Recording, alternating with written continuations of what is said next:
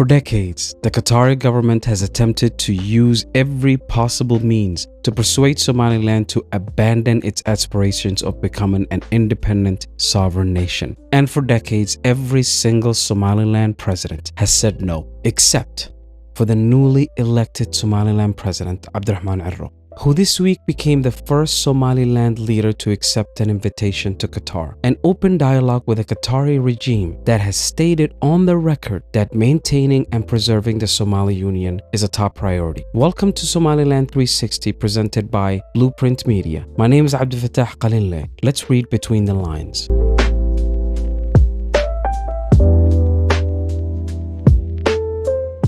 Ever since 1991, Qatar and Somaliland's relationship has been virtually non-existent. On the other hand, Qatar and Somalia have had a complex relationship marked by diplomatic ties, development cooperation, and security assistance. And more importantly, Qatar has time and time again exercised its influence as a significant power broker in Somalia, using its vast financial resources to influence elections, political outcomes, and regional alliances. Let's ask ourselves some critical questions. What strategic interest might Qatar be pursuing by engaging directly with President Cirro, despite its stated commitment to maintaining the Somali Union? How might this official visit and dialogue with Qatar impact Somaliland's long-standing pursuit of international recognition and its relationship with other key allies? To what extent does engaging with a government that prioritizes the Somalia unity risks undermining Somaliland's sovereignty claims or setting a precedent for external influences over Somaliland's internal affairs?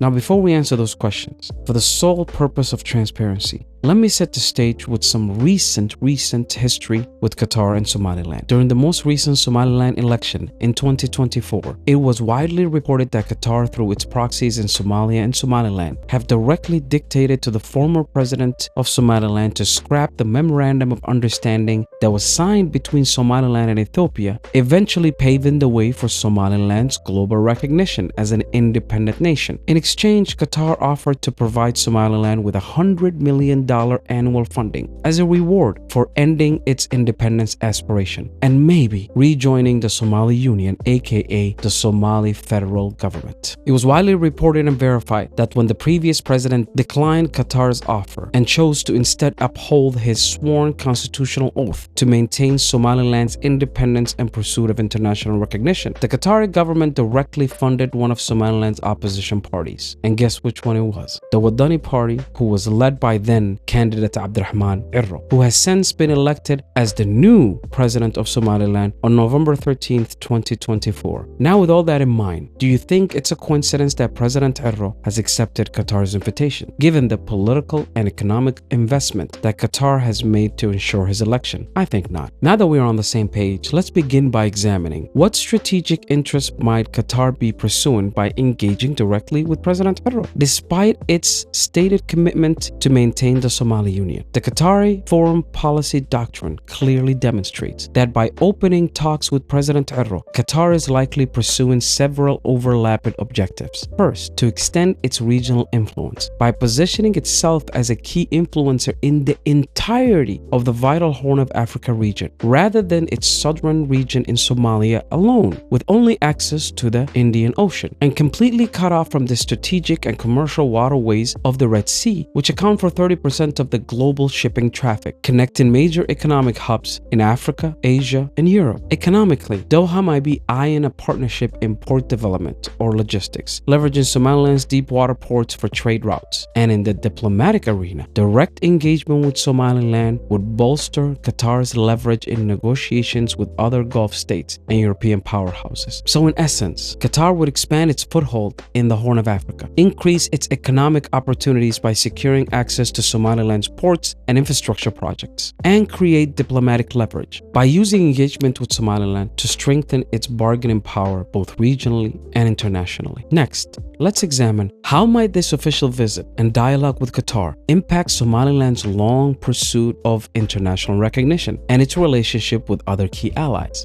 Common sense would tell us that Somaliland's recognition campaign depends on a reputation for consistency and diplomatic caution. With that in mind, President Cirro's trip to Doha could muddy that image, prompting long-standing partners of Somaliland like the UAE, United States, and the European Union to wonder if Somaliland's foreign policy is now more fluid. As the president of Somaliland and members of his cabinet recently mentioned, that this trip to Qatar was intended to open new doors for Somaliland, doors that have been previously closed for decades, and highlighting Qatar's extensive network in the Arab and Islamic world, and also emphasizing Qatar's regional influence to help Somaliland leverage cause in new forums. If we accept that logic, ultimately, the new Somaliland government will need to balance those new Gulf ties carefully, ensuring that engagement with Qatar complements rather than contradicts Somaliland's broader diplomatic strategy. And historical ties and alliances, like the special relationship between Somaliland and UAE, a relationship that puts Somaliland on the global stage and paved the way to build Somaliland's global reputation as a good partner. A relationship that also emphasized on a global stage Somaliland's strategic and economic importance to the rest of the world. Simply put, the new dialogue with Qatar could impact Somaliland's recognition efforts by creating uncertainty and weakening Somaliland's trust with its long-standing partners like the UAE, United States, and the European Union, who might question Somaliland's consistency and commitment. Next, let's take a deeper dive into what domestic political pressures within Somaliland that could be emboldened or threatened by President Cirro's decisions to break from long-standing Somaliland foreign policy and decisions. As widely reported, domestically, President Cirro's outreach to Qatar has created a sense of uncertainty. The vast majority of Somaliland citizens and diaspora communities everywhere have condemned the president's actions, given Qatar's historical stance on Somaliland's independence and support for the failed state of Somalia. Furthermore, Qatar's overt and covert actions to undermine Somaliland's sovereignty have left a distasteful feeling in Somalilanders' hearts and minds. This week, Somalilanders have made it clear that making any contact with a state that publicly champions Somali union is not welcome and will not be tolerated. Somalilanders have also voiced their concerns and accused the president of Somaliland to be diluting Somaliland's independent narrative.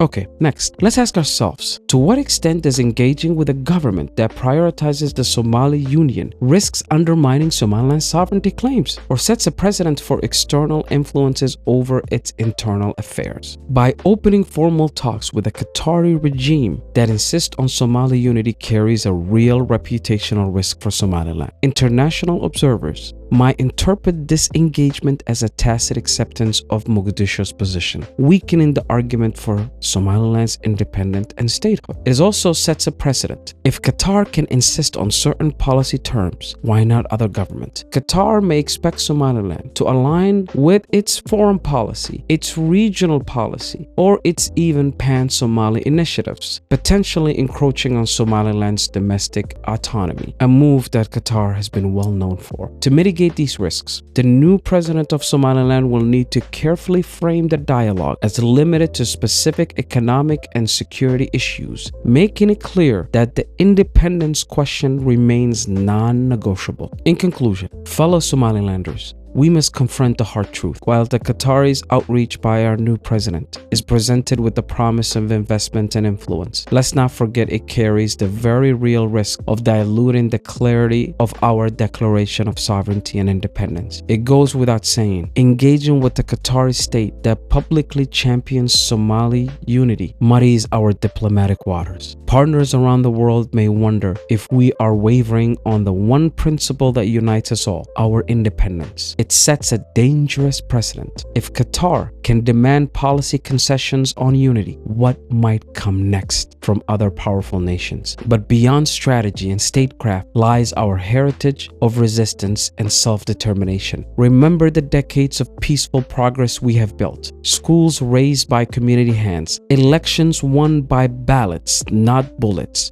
A stability rare in our region. These triumphs were born from steadfast refusal to accept half measures or outsider dictations, to trade that enduring legacy for uncertain financial gains. is to portray the hopes of Somalilanders that have sacrificed for our nation. So let us listen with open minds, but remain unwavering in our resolve. Let every handshake with Doha be governed by a clear red line that protects our independence. Let every agreement lift our people without compromising our principles. In unity, vigilance, and hope, we will charter the next chapter of our story, one where Somaliland's star shines ever brighter on the global stage. My name is Abdirahman Cirro, and this was a special report by Somaliland 360, where we read between the lines. Please share, like, and subscribe. Until next time.